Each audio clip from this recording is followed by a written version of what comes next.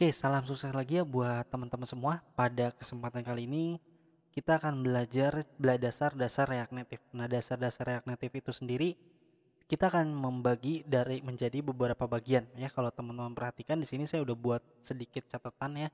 Teman-teman nggak perlu ngikutin catatan saya di sini. Saya akan belajar mulai dari yang proofs. Ya, kenapa ini proofs dan maksudnya ini apa sih proofs ini? Misalkan teman-teman masih bingung, saya akan coba menjelaskan. Misalkan gini ya, kita akan coba buka sebuah situs. Ya, di sini saya membuka sebuah situs mtokopedia.com ya. Di sini ada layoutnya itu dia berbasis mobile ya. Misalkan gini, anggaplah kita sama-sama sepakat kalau di halaman pertama ini adalah halaman beranda ya atau halaman home-nya dia. Dan di dalam home-nya dia di sini ada banyak menu ya. Ini nggak mungkin ditaruh di dalam satu file ya untuk halaman beranda ini.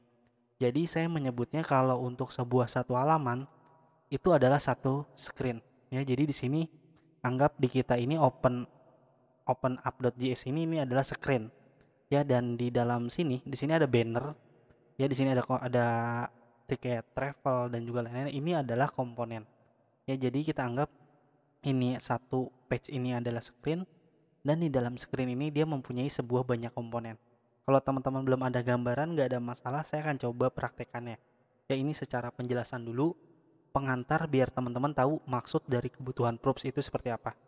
Oke, jadi gini, di sini dalam props ini kan kita berada di dalam sebuah file yang namanya app.js. Ya, di dalam app.js ini ada file namanya ini. Dan kalau misalkan ini teman-teman rubah, di sini teksnya saya hapus menjadi open aja, dan kalau kita save, otomatis di sini dia akan merefresh dan tampilnya pun dia pasti hanya tulisan sebuah open seperti ini. Dan sekarang saya akan coba buat sebuah folder baru. Di sini saya akan anggap saya mempunyai sebuah komponen ya. Kita akan buat folder baru dengan nama komponen, dan di dalam komponen ini adalah props.component atau enggak home component ya. Home component. Oke, .js jangan lupa. Dan ini bukan om, tapi ini adalah komponen. Oke, seperti inilah ya. Dan kalau teman-teman udah membuat sebuah file, biasakan teman-teman harus import React-nya terlebih dahulu di sini ya, dan juga kita akan buat import React Native. Dan saya akan coba manggil di sini view dan juga hanya teks biasa. Dan jangan lupa di sini kita buat sebuah variabel, dan variabelnya di sini ini biasanya kalau saya membuat sebuah satu file atau satu komponen, nama variabel itu mewakili dengan nama file. Ya, jadi kalau di sini saya coba rename, saya copy, di sini saya coba paste. Oke, sorry, di sini saya akan paste sama dengan di sini ada proofs-nya ya. Jadi proofs ini akan kita pelajari, dan di sini kita buat sebuah arrow function dan dia mengembalikan sebuah view.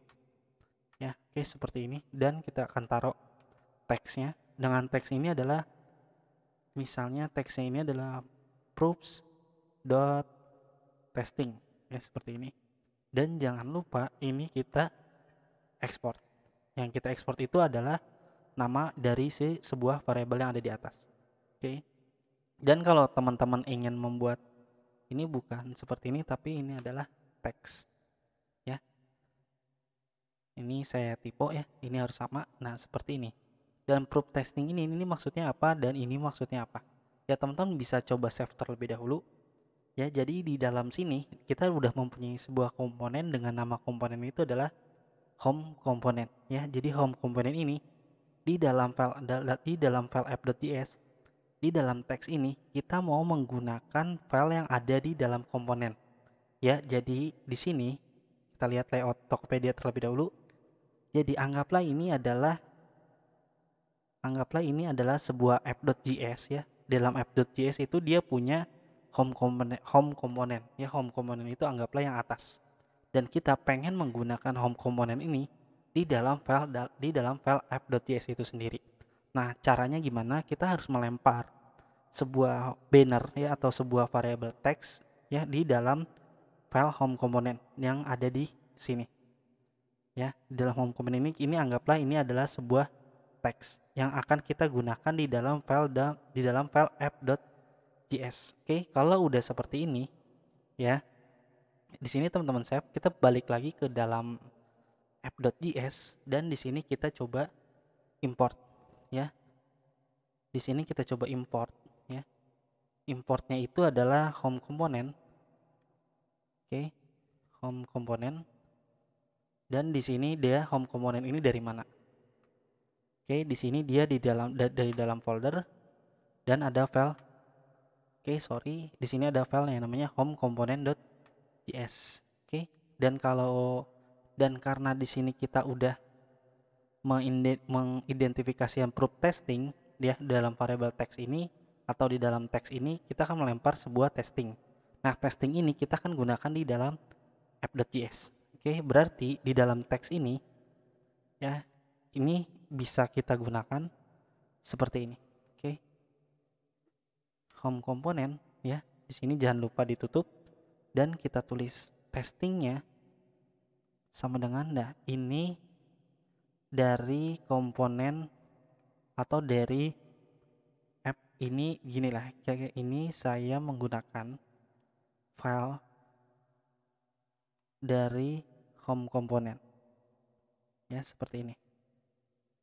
Oke, kalau saya kebawahin dan teman-teman coba save dan teman-teman bakal melihat ya, ini saya menggunakan file dari home component ya. Kenapa bisa seperti ini? Jadi seolah-olah teks yang ada di sini ya, atau sebuah banner yang ada di sini itu kita akan oper dia ke dalam komponen. Jadi misalnya ini adalah bannernya. Dalam banner ini kita pengen gunakan di dalam app.js ya, atau sebuah teksnya yang dari home component kita gunakan di dalam app.js. Dan itu cara menggunakan itu menggunakan proofs. Oke, dan proofsnya ini simple banget seperti ini. Dan kenapa kok kayak gini ya? Misalkan teman-teman bertanya, padahal kan kita bisa aja gini nih. Misalnya ini saya komen, terus teman-teman bisa aja kita nulis sebuah teks ya seperti ini dan kita tulis asal-asalan seperti ini, kita save dan dia juga udah tampil seperti ini ya. Betul, ini sama seperti ini, tapi kalau dia screen kita banyak ya, kalau screen kita banyak itu teman-teman bakal ribet ya, bakal rumit. Jadi dalam satu file itu ada tulisan teks yang rumit ini, jadi kita tulis berulang-ulang itu nggak bagus. Makanya di sini kalau saya balikin, saya save lagi, dan kita mau menggunakan file ini lagi, berarti kita tinggal copy lagi aja seperti ini ya.